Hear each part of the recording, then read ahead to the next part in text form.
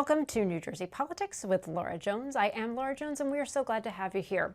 Primary election day is upon us, and on May 20th, the Republican candidates for governor faced off in a critical debate at the Donald M. Payne Senior School of Technology in Newark just weeks before the June 10th primary. The event was produced by the New Jersey Globe, On New Jersey, and Rider University, as well as Save Jersey. And it was a 2.5-hour debate focusing on three key issues: affordability, crime, and education. We're joined now by David Wildstein, editor of the New Jersey Globe, who was a panelist at the debate, as well as Jeanette Hoffman, president of Marathon Public Affairs. David, Jeanette, good to see you both. Thanks, Good to see you, Laura. All right, so David, I want to start with you. Yeah. Hi, David. David, let's start with you. So this debate, it was a 2.5-hour format, and we focused on those three issues: affordability and taxes, education, crime and immigration. Also, our three candidates are State Senator John Bramnick, former Assemblyman Jack Ciattarelli, and radio personality Bill Spadea. So, David, let's talk a little bit about the format and how it shaped the conversation compared to a debate we held back in February and other formats that were held. Because you got a little pushback when you said, I want to do something for 2.5 hours. Yeah, I did, and I don't care, and my heart goes out to these poor candidates. Not all of them complained, by the way. Some of them liked it a lot from the very beginning. But my heart goes out to these poor candidates who get $5.5 million in matching funds from the taxpayers, and all they have to do for $5.5 million is do these debates. So if you look at the hourly rate of $5.5 million for 2.5 hours of addressing questions, it's not so bad. I don't feel badly for them at all. The reality is, Laura, that voters have never been less informed than they are today. And with legacy media, I don't even want to say dying anymore.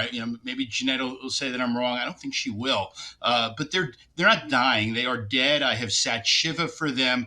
We have all moved on from them. And the result of their demise is that it's left voters with less information.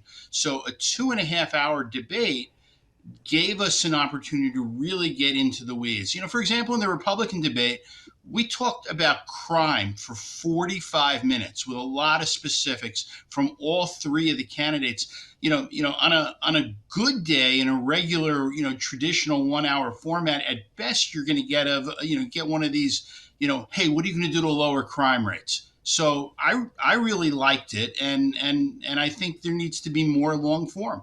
Yeah, well, and that's the thing. A lot of these debates, they come in, they're ready. And Jeanette, we'll get you to weigh in here. People are prepared. They are ready with their sound bites, ready to go. But as a public affairs expert, can you talk about some of the benefits or even challenges of a 2.5-hour debate when it is, issue focused on the candidates, when they are trying to connect with the voters, and also in this day and age where there aren't as many, as David sat Shiva for legacy media. So can you talk a little bit about the pros and cons and your take? Sure. Well, first of all, Laura and David, I want to give you both and your entire team tremendous credit. It takes an army to produce the type of debate that you and your teams produced for the Republican side and the Democratic side. So kudos to both of you and your teams for doing that. And after the first Republican debate that you produced, I thought there was going to be physical violence. So congratulations for that not happening, because I actually thought it was a very civil debate. And there was a lot of substance. So that was the pros. They dug deep, the candidates, in a lot of policy issues, specifically education. We got to hear a lot on how all three candidates up there would address the cost of education, school funding. You heard Bill Spadea talk specifically about the cost of education in our cities, in places like Newark and Patterson, Camden. He would expand school choice, access to more charter schools. Jack Ciattarelli also, and John Bramnick talked about S2, the current school funding formula, and how it's failed the suburbs and how schools are having to cut back, and that's directly impacting our property taxes. And you didn't hear the sound bites that you would normally get in a quick interview about, well, if we fix the school funding formula. They really dug in. They had to, because, like you said, it's a long form debate. And I think that definitely serves the voters very well, because you can't get away with a 10-second answer in a lot of these questions. So congratulations for forcing the candidates to really show up, put out thoughtful policy, uh, uh, thoughtful plans. The downside for candidates is that there is much more of a chance that they could make a mistake. I think Jack Ciattarelli, being the front runner by so many points, had the hardest job of the debate, and I think he did quite well in not making any damaging mistakes that could have turned into a commercial for any of his opponents. So I think he did quite well. I think all the candidates really did a great job in putting together thoughtful answers. Yeah. And it was really a great debate. So congratulations to him. Well, thank you. Yeah, David, we were ready. We were very prepared for this debate. Looking back to the February debate, which was a slugfest, people just going back and forth, speaking over each other. Really, my role as moderator, I was trying to be on the offense to ensure that they were not talking over each other. But we planned that, we built that in, expecting that they would, but they really didn't. Was that surprising to you at all? Yeah, it was, but I guess another advantage of 2.5 hours is they got all of their meanness out in the first 20 minutes. And, they just couldn't sustain it. They couldn't sustain 2.5 hours of insults and shots, and none of them would have looked good, over that time. And I remember a time, Jeanette Hoffman was one of the best in the business when it came to doing debate prep. When her clients would go in for these things, Laura, you and I saw our end, right? Which is how do you set up these being made. We made the sausage. But we didn't see what was happening in other parts of the state, where all of these candidates, all 8 of them from the 2 parties, were spending hours and hours prepping what would happen. And, it's probably a better question.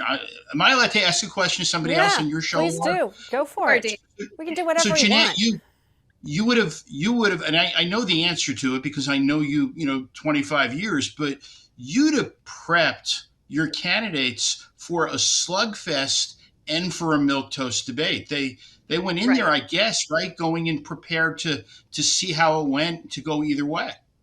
And you heard some of the one-liners come out, right? Like, I could pick out who had their one-liners ready to go. Like, you heard John Bramnick come back at Spadia saying, well, I go after your record, Spadia, but you don't have one, right? So, like, you knew that was, I don't want to say canned, because John's really quick on his feet, so maybe it wasn't canned. But those are the things that you come to expect in a debate, those quick one-liners and the back and forth. And Spadia had some ready to go, and Ciattarelli had some ready to go back at Spadia. And you expect those things, specifically on the amnesty issue and the driver's license for illegals, and they had their quick hits ready to go on which bills. And you heard Spadia come back at Ciattarelli saying, oh, the bill was, I forgot what it was. It was like S2 or A2003, and that's what he voted to raise your income taxes or whatever. I forget the specific issue, but those were planned. But when, to your point, David, when it's so long, you get those out right out of the way, and then it really does become about policy. And the meanness gets out of the way. But there was some meanness. There were some punches.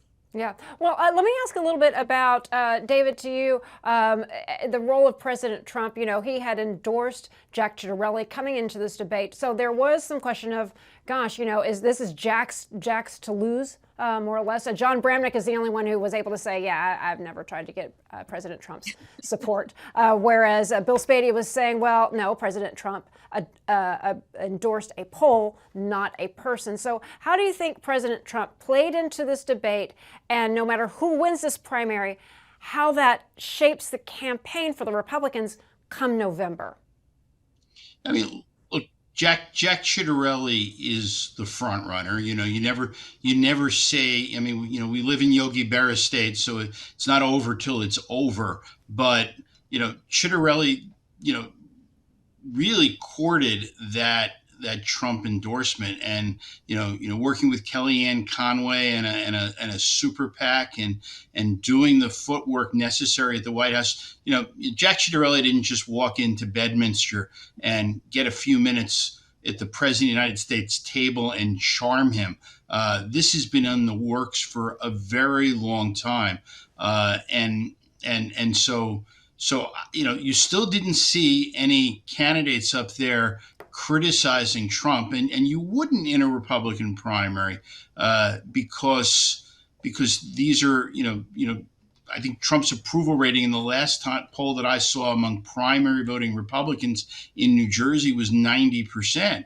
So, what you saw there is sort of Spadia finessing of criticizing the process without criticizing the endorser. And I think what you saw Chitterelli doing a little bit, and I shouldn't say a little bit. I think what you saw Chitterelli doing a lot, and Jeanette knows this better than I do. I think it was pretty smart. He was being very careful not to create any sound bites from this debate that can become a Democratic ad in the fall. Oh, that's a great point. And Jeanette, that's what I kind of want to go to. In a Republican primary, you tend to run to the right. And when you move to the general, you want to be a little bit more center. So how does this play? How does President Trump's involvement, or, will he be involved? Because, we only have 2 governor's races in the country, us and Virginia, New Jersey and Virginia. When it comes to winning the governor's seat in New Jersey, this being a purple-ish, purple-blue-leaning state.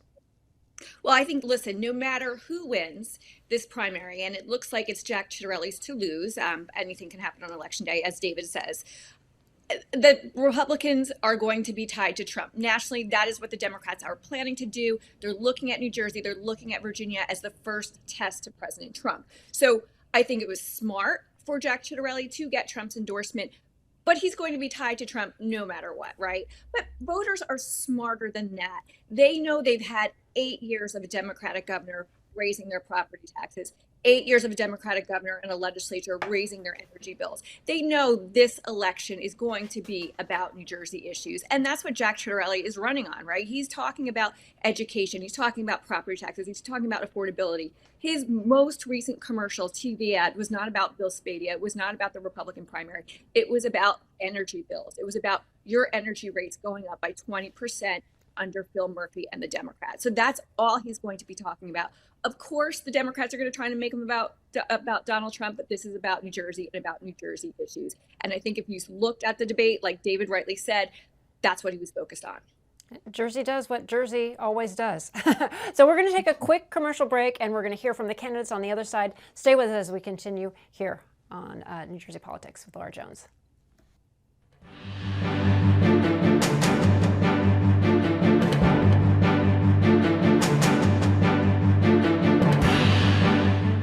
Thanks for staying with New Jersey Politics with Laura Jones. We are here joined by David Wildstein of the New Jersey Globe and Jeanette Hoffman, and we are kind of recapping the Republican primary debate. And let's hear first from the candidates. I want to go first to John Bramnick. He is answering a question about waste, fraud, and abuse. Let's listen to him, and then I'll get the 2 of you to weigh in. John Bramnick. Well, I hear waste, fraud, and abuse. I like the concept, but you have to actually look closely at every cut. I think sometimes we cut across the board without actually doing the forensic audit. And any business, they don't just cut across the board. What they do is they look at the programs that are successful, they study the programs, and then they cut. All right, so David, we structured this debate into 3 categories. And when it came to this, do you feel that John Bramnick, was he answering the questions? Was he getting to the heart of what you wanted answered?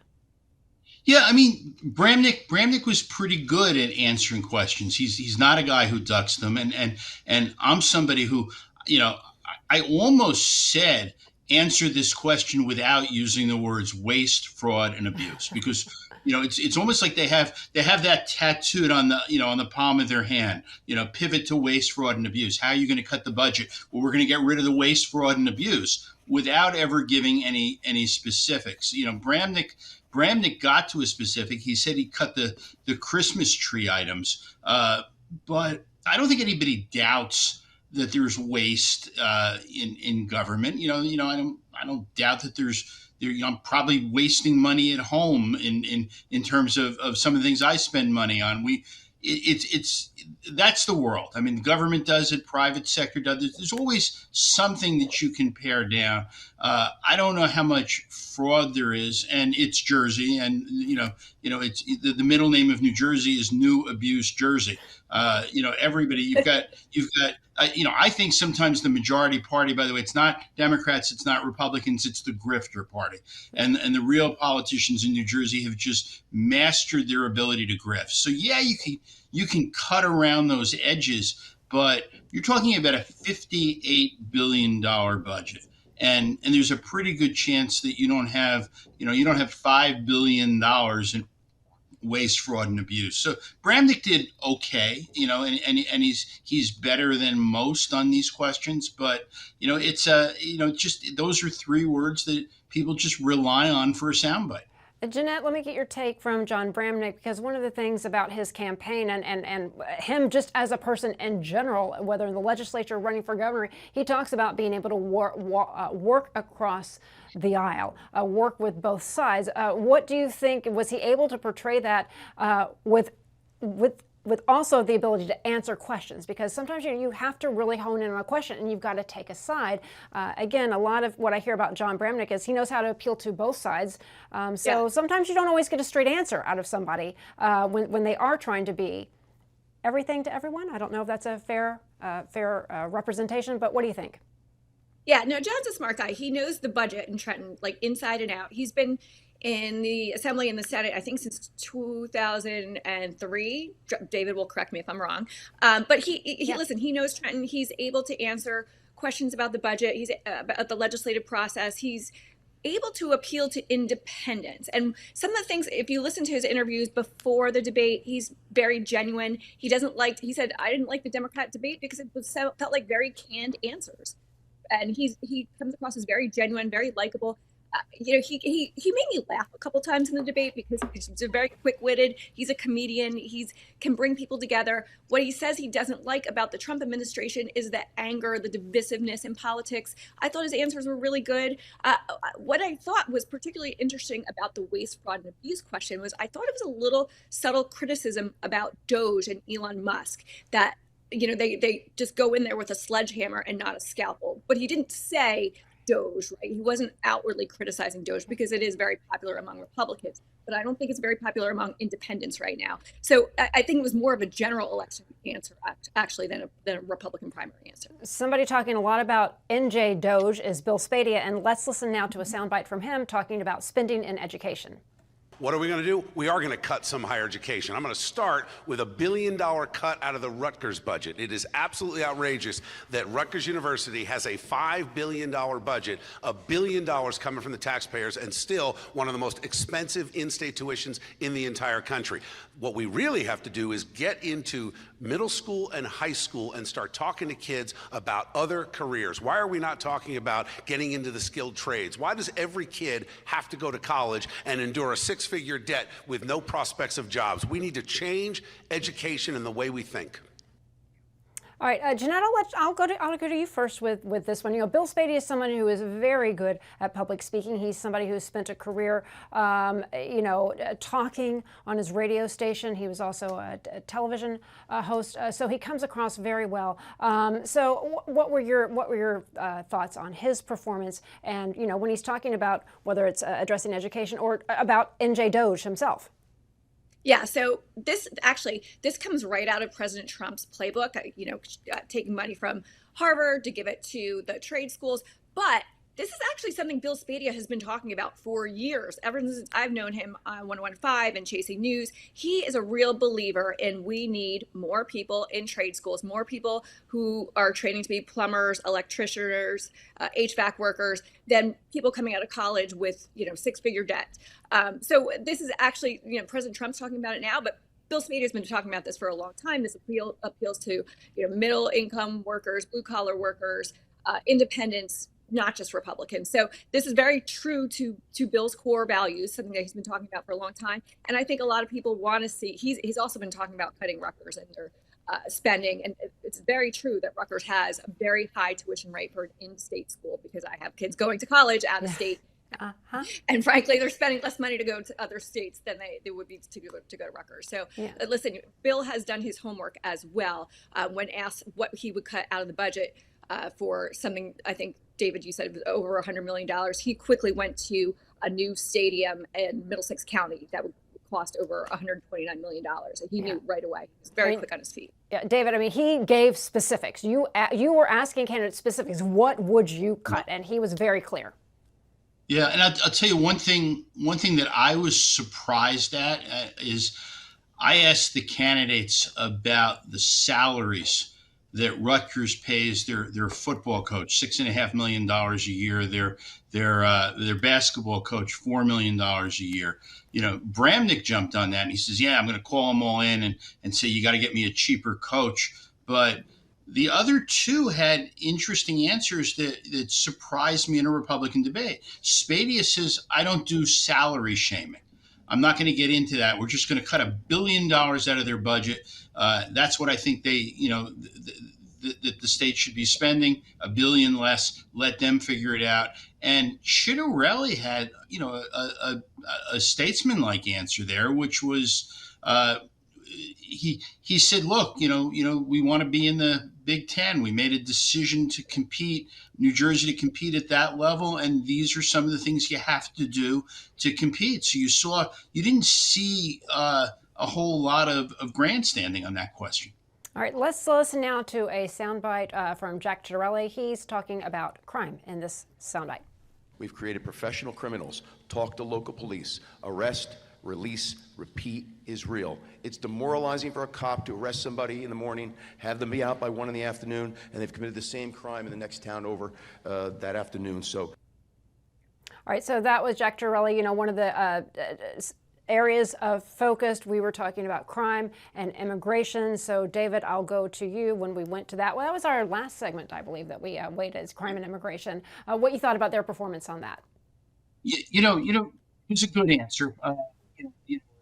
Sometimes hesitate when I do this, but can I translate this question? Maybe put up on closed caption what he was saying. Yeah. What he was saying is, dear PBA, please endorse me. I want police union support in the general election, and here's the answer that you can play for your members as to why you should support my candidacy. Yeah. Jeanette, what do you think? I mean, again, Jack Chittorelli is the front runner, but this is New Jersey. Anything can happen. And by the way, I'm pretty sure you're right about John Bramnick 2003, because that's when I was pregnant with my daughter, Kate. So yeah, I'm pretty sure that was the first time I interviewed him, New Jersey's funniest lawyer. But anyway, go back, your thoughts on that. Yeah. I mean, I think all the candidates had good comments on crime, Jack especially. I mean, listen, bail reform issue, the catch and release issue is huge in New Jersey. The car thefts are out of control here in Monmouth County. My neighbor 2 doors down just got her car stolen right out of her driveway. You can watch it on her Ring camera. They just walked in up the driveway, took the car, and you talk to the local police departments, and it's infuriating because you'll put the person in jail, the next day they'll get out. And a lot of the times they're minors, right? So they're 16 years old because they'll be recruited by the local gangs. So it's a huge problem. They also talked about the pop-up parties that are happening down the Jersey Shore over the past Memorial Day weekend that have been out of control, and getting that under control too. With the local police departments. That's a really big problem. So I was glad to hear all the candidates address it, and I think they did a really good job. And we have a couple minutes left here. David, one of the thoughts that going into this debate that we really gave a lot of thought to is making sure that this was targeted, the Democratic debate for Democratic undecided voters, the Republican for the Republican undecided voters. With the primary fast approaching, people can vote by mail now. They'll be able to do early voting very soon. How do you think this final debate, how do you hope this final debate was impacting those undecided voters? Well, I mean, that's what it's for. So I hope it did. These aren't productions set up for the sake of doing it. It is to help voters become more informed. And I think down the road there's got to be consideration by the legislature of changing the window on debates. The statute, nothing to do with ELEC. They don't even, they don't make the laws. But when when the legislature changed the window in which people voted and move it up. And now you've got vote by mail ballots going out in the third week of September, and and in the third week of April for this election, but you couldn't do debates at all until May.